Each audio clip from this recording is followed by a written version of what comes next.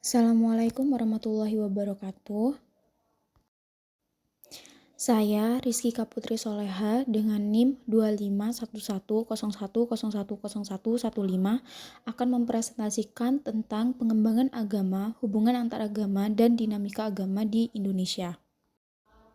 Perkembangan agama di Indonesia terlihat dari masuknya beragam keyakinan seperti Islam, Hindu, Buddha, dan Kristen yang dibawa melalui jalur perdagangan kuno serta proses akulturasi budaya. Indonesia dikenal sebagai negara dengan keberagaman agama dan kepercayaan yang sangat kaya. Hubungan antar umat beragama diatur dalam Pancasila, khususnya sila pertama, Ketuhanan Yang Maha Esa, serta pasal 28E dan 29 UUD 1945 yang menjamin kebebasan setiap warga untuk memeluk agama. Meski demikian, interaksi antar agama tidak selalu berjalan mulus. Masih terdapat tantangan berupa intoleransi, diskriminasi, dan konflik sosial yang bernuansa agama. Karena itu, diperlakukan upaya untuk menumbuhkan kesadaran tentang pentingnya toleransi dan saling menghargai dalam menyikapi perbedaan yang ada. Agama merupakan sebuah sistem keyakinan, nilai-nilai, aturan moral, serta budaya yang menghubungkan manusia dengan sesuatu yang bersifat transcendent, yaitu sifat ketuhanan yang agung dan sulit dijangkau oleh pemahaman manusia. Agama juga dipandang sebagai sarana atau jembatan yang menghubungkan seseorang dengan kebenaran yang ia yakini. Indonesia sebagai negara dengan jumlah penduduk muslim terbesar di dunia memiliki komposisi pemeluk agama yang beragam, yaitu sekitar 87% penduduk beragama Islam, 9,8% beragama Kristen, meliputi Protestan dan Katolik, 1,6% beragama Hindu, dan 0,7% beragama Buddha. Perkembangan agama Islam di Indonesia. Menurut Azumardi Azra, proses masuknya Islam ke Indonesia bersifat sangat kompleks. Islam tidak datang dari satu wilayah saja, tidak dibawa oleh satu kelompok tertentu, dan juga tidak terjadi dalam satu periode waktu yang sama. Dengan kata lain, penyebaran Islam berlangsung melalui berbagai jalur, oleh beragam kelompok, dan dalam rentang waktu yang berbeda-beda. Para pedagang dan para sufi yang datang dari berbagai wilayah tidak hanya singgah sementara, tetapi banyak di antara mereka yang kemudian menetap dalam jangka waktu yang panjang. Dalam proses itu, mereka berbaur dengan masyarakat lokal, menjalin interaksi sosial yang intens, bahkan melangsungkan perkawinan dengan penduduk setempat. Interaksi yang berkesinambungan ini pada akhirnya menciptakan hubungan lintas sosial budaya yang kuat, sehingga penyebaran Islam berlangsung secara damai, bertahap, dan melebur dalam kehidupan masyarakat Indonesia. Ada beberapa teori yang menjelaskan bagaimana Islam masuk ke Indonesia. Yang pertama adalah teori Arab. Teori Arab menjelaskan bahwa Islam masuk dan berkembang di Nusantara secara langsung dari tanah Arab pada abad ke-7 hingga 8 Masehi, bertepatan dengan masa kejayaan Kerajaan Sriwijaya. Pada abad ke-7 atau 8 Masehi, Selat Malaka sudah menjadi jalur perdagangan internasional yang ramai dilalui para pedagang muslim menuju kawasan Asia Tenggara dan Asia Timur. Catatan dinasti Tang di Cina menyebutkan bahwa pada masa itu telah ada komunitas muslim di Kanfu atau Kanton dan di wilayah Sumatera. Sebagian pendapat mengatakan bahwa mereka adalah utusan dari dinasti Umayyah yang sedang menjajaki hubungan dagang. Yang kedua, teori Gujarat. Para sarjana Belanda berpendapat bahwa Islam masuk ke Nusantara berasal dari kawasan India, khususnya Gujarat dan Malabar. Teori ini pertama kali dikemukakan oleh P. Napel yang menyatakan bahwa Islam dibawa oleh orang-orang Arab yang telah menetap dan bermazhab di India, kemudian menyebarkannya ke wilayah Nusantara. Yang ketiga, teori Persia.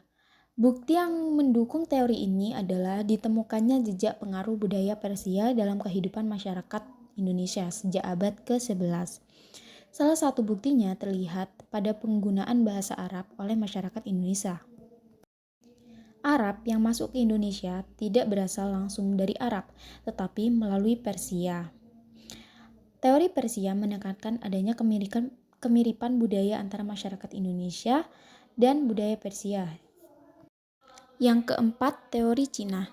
Teori ini menjelaskan bahwa komunitas Muslim Tionghoa memiliki peran penting dalam proses penyebaran Islam di Nusantara. Seperti telah disebutkan dalam teori Arab, hubungan antara kaum Muslim Arab dan masyarakat Cina sudah terjalin sejak abad pertama Hijriah. Karena itu, penyebaran Islam ke Nusantara dan ke Cina berlangsung hampir bersamaan melalui jalur perdagangan yang sama dari arah barat. Islam tercatat tiba di Cina, tepatnya di wilayah Canton atau Guangzhou, pada masa pemerintahan Kaisar Taishun 627-650 Masehi dari dinasti Tang. Namun, teori ini tidak menjelaskan secara spesifik kapan Islam pertama kali masuk ke Nusantara. Teori ini lebih menyoroti peran Cina dalam penyebaran informasi dan bukti sejarah yang menguatkan bahwa Islam telah hadir di Nusantara sejak awal abad Hijriah. Yang kelima, teori Turki. Teori perkembangan Islam ini dikemukakan oleh Martin van Bruinessen. Ia berpendapat bahwa selain pengaruh dari bahasa Arab dan Cina, masyarakat Indonesia juga menerima ajaran Islam dari orang-orang Kurdi yang berasal dari wilayah Turki. Perkembangan agama Kristen di Indonesia. Menurut Van den End dalam bukunya Ragi Cerita 1, periode 1522 sampai 1800 yaitu masa ketika Portugis dan VOC memiliki peran dominan dalam proses perluasan dan pengelolaan gereja. Pada masa ini, kegiatan misi atau penyebaran Injil dilaksanakan oleh lembaga-lembaga gereja yang membawa bentuk liturgi serta ajaran khas dari gereja asal mereka.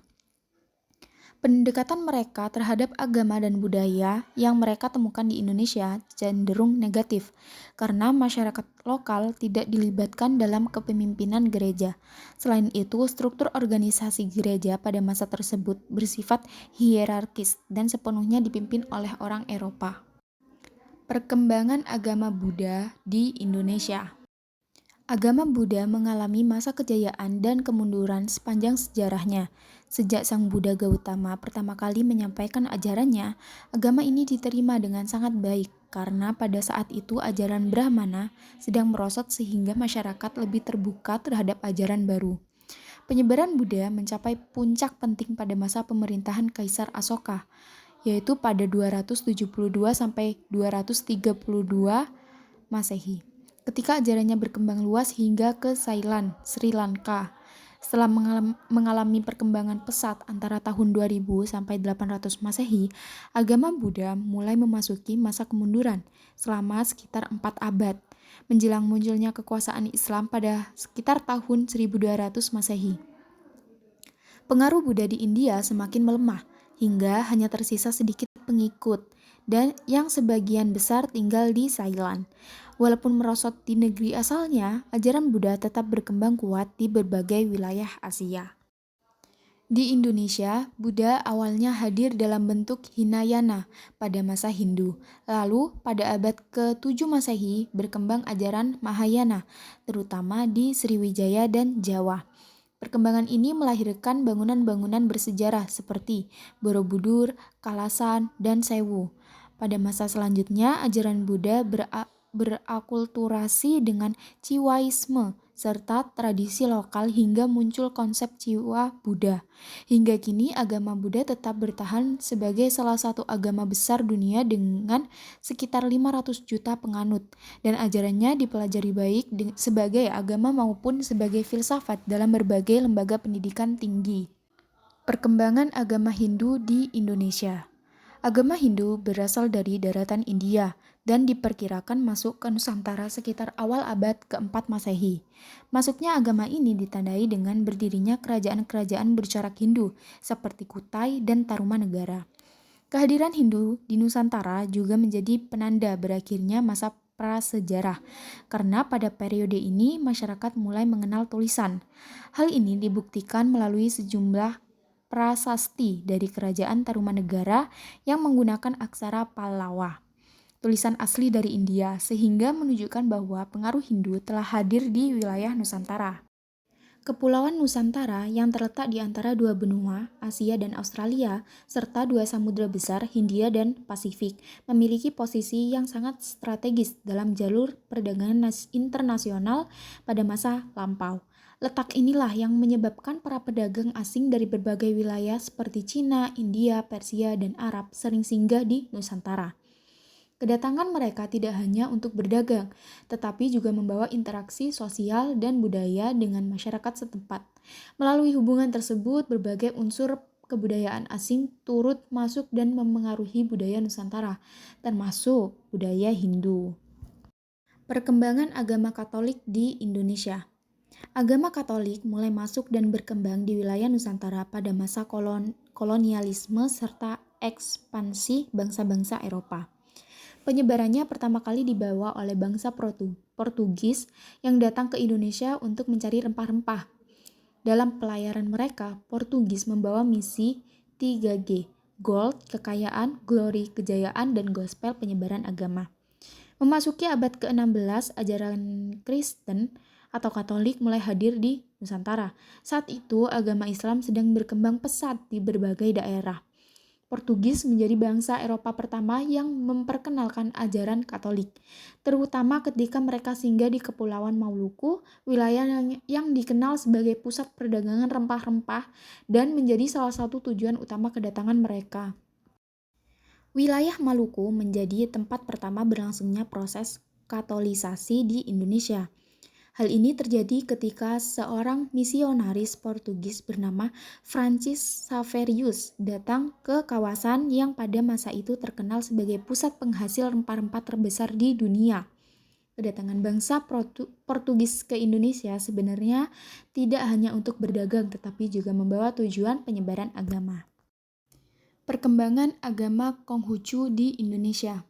Agama Konghucu dibawa ke Indonesia oleh komunitas Tionghoa yang datang dari Cina. Keberadaan dan perkembangan agama ini telah berlangsung di Indonesia jauh sebelum masa pemerintahan Orde Baru. Perkembangan agama Konghucu berlangsung dari waktu ke waktu.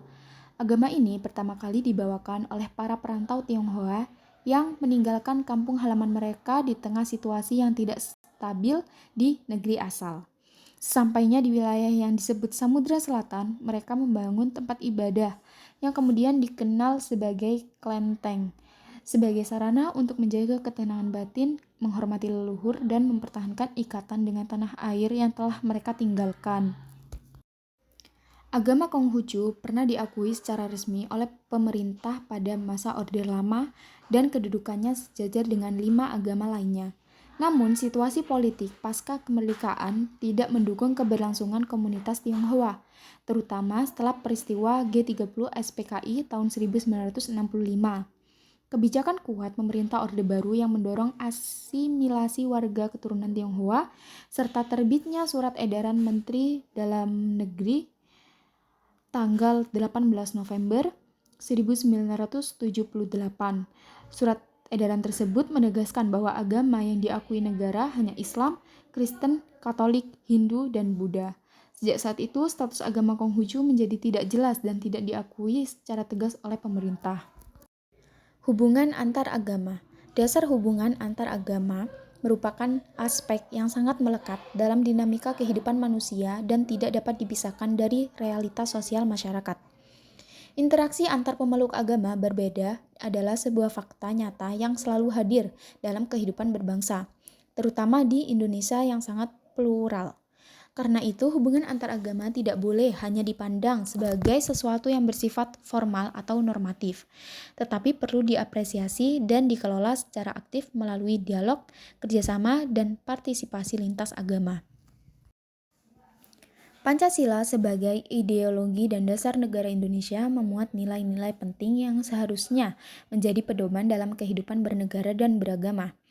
Namun penerapan nilai-nilai tersebut masih belum sepenuhnya terwujud, baik dalam kehidupan sehari-hari maupun dalam praktik keberagaman. Sila pertama, ketuhanan yang Maha Esa, menegaskan adanya kebebasan dan keadilan bagi setiap warga untuk menjalankan agama yang diakui negara, tetapi realisasinya seringkali belum sesuai dengan makna yang diamanatkan. Oleh karena itu, pemahaman dan penerapan nilai-nilai Pancasila perlu terus digali dan diperkuat agar kebebasan beragama benar-benar tercermin dalam kehidupan masyarakat. Sebagai negara demokrasi yang menjunjung tinggi hak asasi manusia, pemerintah memiliki kewenangan untuk mengatur serta melindungi kehidupan bernegara. Negara tidak hanya menjamin kebebasan setiap warga untuk memeluk agama dan beribadah menurut keyakinannya masing-masing, tetapi juga bertanggung jawab menjaga atas kebebasan tersebut tidak melanggar hak orang lain. Jaminan ini ditegaskan dalam pasal 29 Undang-Undang Dasar 1945 yang menegaskan bahwa pelaksanaan kebebasan bernegara tidak boleh mengganggu atau merusak hak asasi pemeluk agama lain. Bentuk dan implementasi hubungan antar agama. Toleransi antar umat beragama menjadi salah satu penentu utama terwujudnya kerukunan dan keharmonisan dalam kehidupan masyarakat Indonesia. Sikap ini memungkinkan terciptanya hubungan sosial yang dinamis, baik antara individu maupun antar kelompok dalam masyarakat. Toleransi memiliki peran penting dalam membangun interaksi antar pemeluk agama, terutama bentuk toleransi sosial yang berkembang di tengah keberagaman masyarakat Indonesia. Hubungan antar agama dapat dilihat melalui 3 bentuk utama, yaitu kerukunan intern, yaitu hubungan harmonis di antara para penganut agama yang sama agar tercipta solidaritas internal. Kedua, kerukunan antar umat beragama, yakni hubungan baik dan saling menghargai antar pemeluk agama yang berbeda. Yang ketiga, hubungan antara umat beragama dan pemerintah yang diwujudkan melalui kerjasama dalam menjaga ketertiban, kedamaian, serta stabilitas nasional. Implementasi hubungan antar agama ini dapat dilakukan melalui berbagai cara seperti dialog antar agama yang melibatkan para tokoh dan komunitas untuk memperkuat saling pengertian serta mencegah konflik. Kedua, pertukaran pemuda lintas agama dan forum dialog juga menjadi sarana efektif dalam mempererat interaksi positif. Ketiga, kerja sama lintas agama dalam kegiatan sosial dan kemanusiaan membangun solidaritas tanpa menghilangkan identitas keyakinan masing-masing. Yang terakhir, dinamika agama. Pertama, tantangan utama, yaitu intoleransi di Indonesia. Kasus intoleransi agama di Indonesia kerap muncul akibat pemahaman keagamaan yang sempit serta anggapan bahwa agama lain merupakan ancaman. Bentuk-bentuk intoleransi yang sering terjadi antara lain penutupan rumah ibadah, tindakan kekerasan terhadap kelompok minoritas, serta berbagai bentuk diskriminasi yang menyasar kelompok tertentu. Yang kedua, radikalisme. Radikalisme merupakan fenomena yang cukup mengkhawatirkan dan perlu mendapatkan perhatian serius. Berbagai tindakan kekerasan yang terjadi dengan beragam latar belakang menunjukkan bahwa paham radikal masih tumbuh subur di masyarakat. Bentuk-bentuk tindakan tersebut dapat berupa kekerasan oleh suatu kelompok terhadap kelompok lain, aksi main hakim sendiri, hingga perilaku anarkis dalam merespon perbedaan atau menyampaikan pendapat di ruang publik. Respon dan upaya. Yang pertama, dialog antar agama. Dialog antar agama merupakan bentuk komunikasi yang terjadi antara para pemeluk agama untuk saling memahami ajaran masing-masing. Dialog ini menjadi sarana bersama dalam mencari kebenaran serta membangun kerjasama pada hal-hal menjadi kepentingan bersama.